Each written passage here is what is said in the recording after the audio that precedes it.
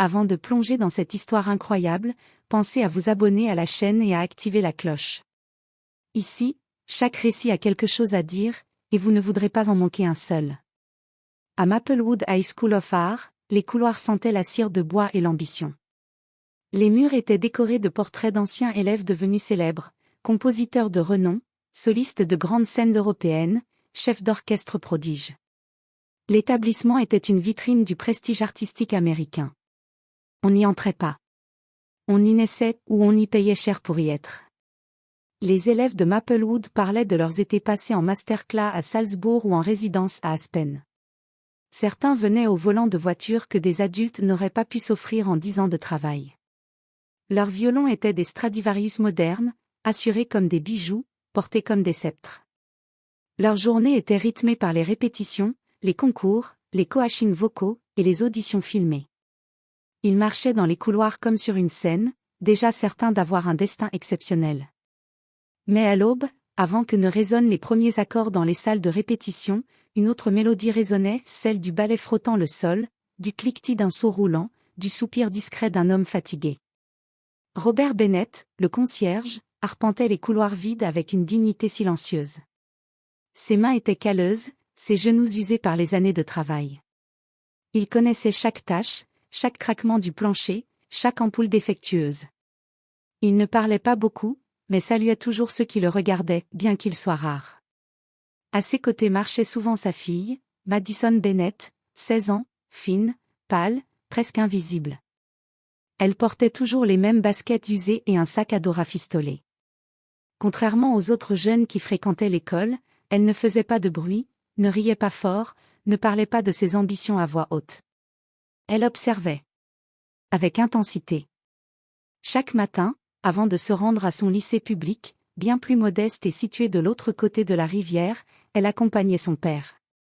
Ils avaient ce rituel muet, un café partagé dans un thermos cabossé, quelques mots sur la météo, un regard complice lorsqu'un professeur les ignorait royalement en passant à côté. Mais ce qu'elle attendait le plus, c'était le moment où les portes des studios de répétition restaient entr'ouvertes. Elle s'arrêtait à distance, assez loin pour ne pas déranger, mais assez proche pour entendre. Et là, elle fermait les yeux. Parfois, c'était un élève qui jouait un adagio de Bach sur un piano à queue. D'autres fois, c'était un duo de cordes, ou une voix soprano qui répétait en italien. Elle ne connaissait pas toujours le nom des morceaux, mais elle sentait leur poids. Leur beauté. Leur douleur. Elle voulait jouer. Elle en rêvait depuis ses 5 ans. Mais les violons, chez les Bennett, n'existaient qu'en photo. Alors, un jour, son père, avec ses mains de bricoleur, lui fabriqua un violon en bois brut.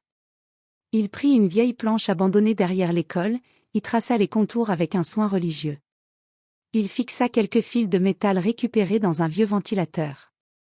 Ce n'était pas un vrai instrument, mais c'était une promesse. Quand il le lui offrit, il dit simplement : « On ne peut pas toujours tout avoir, mais on peut toujours apprendre à rêver juste. » Depuis, chaque soir, dans leur petit appartement de pièces au-dessus d'une supérette, Madison reproduisait les mouvements qu'elle avait vus dans les couloirs. Son père lisait le journal en silence, feignant de ne pas regarder, mais chaque note invisible la faisait grandir un peu plus à ses yeux. Elle s'était enseigné le silence, la patience, la discipline. Elle n'avait pas de professeur, pas de partition, pas de salle insonorisée. Mais elle avait le feu. Et une mémoire incroyable, elle se souvenait des doigts des élèves sur les cordes, du tempo, des modulations. Elle les recréait dans sa tête. Elle imitait les vibratos avec une précision troublante, uniquement en observant les poignets à travers les vitres embuées. Elle n'était qu'une ombre dans les couloirs de Maplewood. Mais bientôt, elle allait faire résonner son nom comme une évidence. Un soir d'automne, alors que les feuilles rouges et or tourbillonnaient dans les allées du campus, un concert de gala venait de s'achever dans la grande salle de Maplewood. Le public s'était retiré, repu d'air de Mendelssohn et de champagne. Les fauteuils de velours rouge étaient encore tièdes, les partitions traînaient sur les pupitres, et les projecteurs commençaient à s'éteindre un à un. Il ne restait que les ombres, celles des techniciens, de quelques instruments oubliés, et celles de Robert Bennett, penché pour ramasser des programmes froissés. Madison, curieuse, silencieuse, s'était glissée dans la salle, comme un fantôme entre les rideaux de scène. Ses yeux balayaient les instruments abandonnés, les traces de musique encore suspendues dans l'air.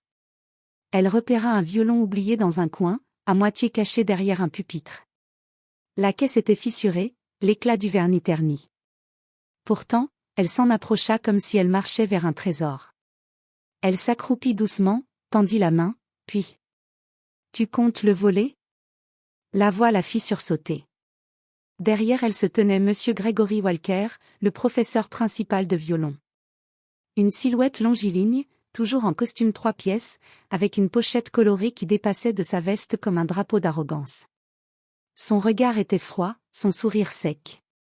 Il était connu dans toute l'école pour ses exigences extrêmes, mais surtout pour son mépris flagrant envers ceux qui n'avaient pas le « profil Maplewood ». Ceux qui n'avaient pas de pédigré musical, ni de père mécène, ni de mère dans l'industrie du disque. Il croisa les bras, méprisant. « Tu n'as rien à faire ici. Ce n'est pas un musée, encore moins une brocante. » Madison, pétrifiée, se releva lentement. Mais elle ne fuyait pas. Son regard restait fixé sur le violon. Elle balbutia. « Il est abîmé. Je voulais juste le regarder. » Walker ricana. « Regarder ? Tu crois qu'il suffit de regarder un violon pour savoir en jouer ? Ce n'est pas une guitare de rue, petite. C'est un instrument de concert. Il faut des années. Et beaucoup d'argent. Tu sais combien coûte un archet professionnel ? » Il s'avança, d'un pas lent, et ajouta avec un sourire en coin. « Je doute que ta famille ait un grille-pain à ce prix-là. » Madison sentit ses joues brûler. Elle serra les poings, mais garda le silence. Walker se pencha, ramassa le violon avec un air dédaigneux. Il souffla sur la poussière, observa la fissure avec un rictus. « Celui-là, il est foutu. Bon pour la poubelle. Mais tiens. » Il le lui tendit, brusquement. « Cadeau. Fais-toi plaisir. Il ne vaut rien. Comme tes chances de jouer un jour. » Ces mots claquèrent dans la salle vide comme une gifle. Mais Madison ne recula pas. Elle tendit les mains et prit l'instrument. Il était plus lourd qu'elle ne l'avait imaginé, et plus fragile aussi. Une corde pendait, le chevalet était tordu, et une entaille profonde marquait le flanc du bois comme une vieille cicatrice. Mais dans ses bras, il devint plus qu'un objet abandonné. C'était un appel. Une responsabilité. Elle leva les yeux vers Walker et répondit, calmement. « Merci. » Il leva un sourcil, déconcerté. « Tu me remercies ? » ?»« Oui. Parce que je ne vais pas faire semblant. Je vais apprendre. » Puis elle tourna les talons et sortit de la salle, le violon serré contre elle comme un enfant serrait une flamme fragile dans le vent. Ce n'était pas un cadeau. C'était une insulte. Mais elle en ferait un serment. Chaque nuit, une fois que les lumières de l'appartement s'éteignaient et que les pas lourds de son père se taisaient dans la chambre voisine, Madison se glissait hors de son lit. Elle déposait doucement la couverture sur l'oreiller pour donner l'illusion qu'elle dormait, puis ouvrait son placard où, enveloppé dans une vieille serviette de bain, reposait le violon cabossé que lui avait donné M. Walker. Elle le sortait avec le respect qu'on accorde à une relique. Chaque geste était lent, précis. Elle posait l'instrument sur la table, allumait une petite lampe de bureau à pince, puis sortait son nécessaire de fortune, une colle à bois bon marché, une lime à ongles, des petits bouts de papier de verre. Elle raclait les parties abîmées, recollait les fissures millimètre par millimètre, remplaçait les chevilles avec des pièces récupérées sur des jouets cassés. Pour les cordes manquantes, elle avait trouvé des fils d'acier dans la remise, des restes de câbles électriques que son père n'avait pas utilisés. Ils n'étaient pas accordés, ni harmonieux, mais ils produisaient un son. Un début. Chaque nuit, pendant des semaines, elle travailla sur cet instrument. Ce n'était plus un violon. C'était une résurrection. Puis, une fois le violon en état de produire quelques notes, elle passait à la deuxième phase, l'apprentissage. Pas de professeur. Pas de méthode. Juste un vieux téléphone fissuré, dont l'écran ne fonctionnait que dans un coin. Elle téléchargeait des vidéos en cache depuis les bornes Wi-Fi gratuites du quartier, des extraits de concerts, des tutos de débutants, des démonstrations de gamme. Elle plaçait le téléphone sur une pile de livres et imitait les mouvements qu'elle voyait. Bras tendus, dos droit. Elle ajustait la position du menton, tentait de reproduire l'angle du poignet. Mais le plus difficile, c'était le son. Elle n'avait jamais entendu un violon juste de près. Elle ne savait pas si ce qu'elle jouait était correct. Alors elle écoutait les vibrations. Elle se concentrait sur ce qu'elle ressentait à travers son corps, à travers le bois, à travers le silence. Elle s'exerçait jusqu'à ce que ses doigts soient rouges, parfois jusqu'au sang. Elle avait collé de petits pansements sur les premières phalanges pour continuer à jouer sans s'arrêter. Elle ignorait la douleur. Car à chaque note arrachée au violon abîmé, elle avait l'impression de voler un fragment de son rêve au monde réel. Un après-midi, quelques mois plus tard, alors que les élèves de son lycée public étaient en pause déjeuner, Madison se rendit derrière le gymnase. C'était son endroit secret. À l'abri des regards, elle pouvait jouer sans crainte, adossée contre le mur de briques, les yeux mi-clos, perdue dans son propre univers. Ce jour-là, elle interprétait un morceau qu'elle avait composé elle-même, une sorte de berceuse triste, inspirée d'un air entendu à Maplewood et transformé au fil des nuits en quelque chose de profondément personnel. Les sons étaient simples, bruts, mais quelque chose d'authentique s'en dégageait. Une fragilité sincère, une émotion nue. À quelques mètres de là, une femme s'était arrêtée. Mrs. Laura Jenkins, professeure de musique au lycée, grande, brune, élégante, connue pour sa douceur et sa rigueur, restait figée. Son regard était fixé sur la jeune fille qui, ignorant sa présence, jouait comme si personne ne l'avait jamais regardée. Et peut-être était-ce vrai. Elle n'entendait pas la perfection. Mais elle entendait la vérité. Elle attendit la fin du morceau, puis s'avança sans bruit. Madison leva les yeux, surprise, presque honteuse. Mrs. Jenkins lui adressa un sourire franc. « Où as-tu appris à jouer comme ça ?» Madison baissa les yeux, mal à l'aise, comme si elle venait d'être surprise à voler quelque chose. « Nulle part. J'écoute. Et je copie. » Un silence. Puis Mrs. Jenkins s'agenouilla lentement à sa hauteur, regarda l'instrument, vit les réparations artisanales, les marques, les pansements sur ses doigts. « Tu ne copies pas. Tu comprends. C'est très différent. » Elle tendit la main avec délicatesse. « Tu veux que je t'aide ?» Madison hésita une seconde, puis acquiesça en silence. À partir de ce jour, tout changea. Mrs. Jenkins devint son premier vrai mentor. Elle lui prêta un archet en bon état, corrigea ses positions, l'aida à accorder son violon et surtout, lui donna ce que personne ne lui avait jamais offert, la validation. Et Madison, chaque jour, s'envolait un peu plus loin. 1 an avait passé depuis cette rencontre derrière le gymnase. 1 an de nuits blanches, de gammes écorchées, de progrès douloureux et de découvertes sublimes. Sous la tutelle bienveillante mais exigeante de Mrs. Jenkins, Madison avait appris bien plus que la technique. Elle avait appris à respirer avec son instrument, à l'écouter comme un cœur battant entre ses mains. Puis l'annonce tomba. Maplewood High School of Art serait l'hôte de l'audition nationale de l'Orchestre des jeunes talents. Un concours prestigieux. Filmé. Diffusé en direct sur une chaîne culturelle. Parrainé par le Juilliard Young Programme, l'antichambre des prodiges. Madison, d'abord, n'osa pas y croire. Elle n'avait ni nom, ni passé musical officiel, ni certificat de conservatoire. Mais Mrs. Jenkins, sans lui demander son avis, l'inscrivit. « Tu as le droit de jouer là où ton talent t'amène. Et crois-moi, tu n'es pas arrivé ici par erreur. » Elle parla à la direction du concours, insista. Elle évoqua l'équité, la beauté brute, le devoir de ne pas confondre privilège et mérite. Un vieux collègue la soutint. Finalement, à une voix près, la candidature de Madison fut acceptée. Mrs. Jenkins mobilisa son réseau, une ancienne élève de Juilliard lui prêta un archet en bois de Pernambouc, souple et nerveux. Une couturière du quartier lui confectionna un uniforme sobre, noir, élégant, à sa taille. Mais Madison insista pour garder son violon. Celui qui lui avait été donné pour l'humilier. Celui qu'elle avait restauré nuit après nuit. Il n'était pas parfait. Mais il était elle. Le jour venu, Madison se présenta seule devant les portes vitrées de Maplewood.